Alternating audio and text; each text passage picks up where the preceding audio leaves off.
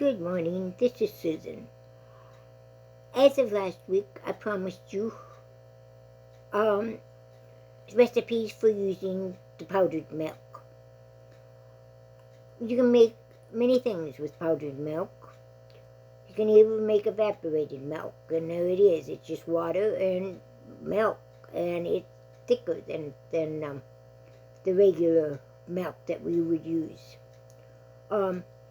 The second thing you can make is sweetened condensed milk. I'm sure many of you use that, and it's a lot cheaper if you use it this way. I've used it many times this way. I've made it my own sweetened condensed milk. We make candy every year over here at my apartment complex, and this is the recipe we always use for sweetened condensed milk. It's very easy. You just have the hot water, your powdered milk, your sugar, butter, and vanilla, and you just add it all together and mix it up, and you've got a can of sweetened condensed milk. This makes as much as a can of sweetened condensed milk. Okay, that's the next one. The next one you can do is white sauce. My writing got kind of screwed up this time, and I'm sure most of you use a white sauce for different things. Macaroni and cheese, gravy, chipped beef, I've used it for cream tuna, cream chicken, all those kind of things. And it's also a very easy recipe to use with your powdered milk. Okay? You notice it always has more water and more water in it than powdered milk. But it's something very, very simple to add. You do your butter and your flour first of all, and then you add your milk with salt and pepper. That's how you make your white sauce. You follow the same direction as for the white sauce. Alright, going on. Hopefully the next one is written better, okay? The next recipes I will be giving you we'll be using the recipes that I just gave you, like caramel. You use a recipe of the sweetened condensed milk. This is a very simple recipe. I've done it many times. You put the sweetened condensed milk into a mason jar. You put your lid and your ring on and tighten it as tight as you can get so you don't get water in it. And then you take the jar and you put it in a large pot of water. Make sure your jar is submerged at all times. That is probably the most problem you have. And you simmer for about 3 hours on low. Then you remove the jar and you have caramel. If you don't have caramel, then you submerge it again. A lot of times I will use the crock pot, and I will use a larger jar so that when I put the crock pot, water in my crock pot, it covers comes up to the jar as much as the caramel, as the milk is in it, if you understand what I'm saying. And then I just turn it on high and I let it go. You do have to leave it for a little longer, but anyway, it's easy to make your own caramel instead of buying it. Probably a lot cheaper too. Okay.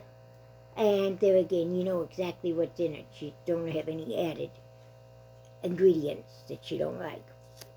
The next recipe is rice pudding. This uses up your powdered milk and your rice, which are two things you should have in your pantry at all times. It also uses the recipe of the sweetened condensed milk and the evaporated milk. So you just do the rice pudding. You put the water and heat the water. You add your rice and your salt, and you cover and you simmer. It says for about 20 minutes. It might take a little bit longer than that.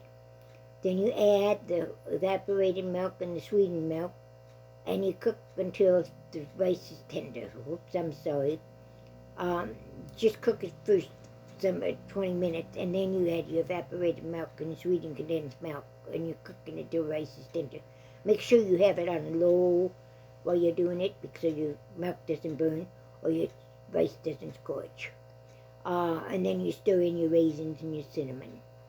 A lot of times I will, instead of stirring in my raisins, I will make kind of a sauce out of my raisins.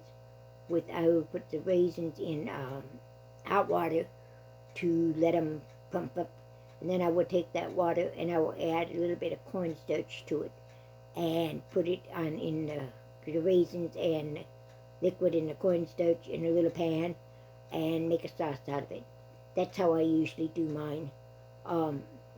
Although a lot of times with rice pudding, I won't even put the raisins in. I love the rice pudding the way it is all by itself.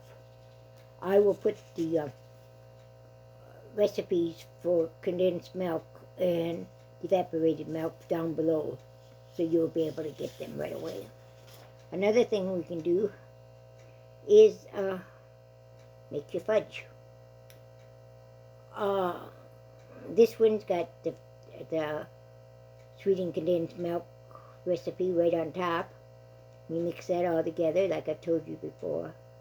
And then for your actual fudge, you have a recipe of sweetened condensed milk, chocolate chips, butter, and vanilla. And all you do is heat the milk, the chocolate chips, and the butter.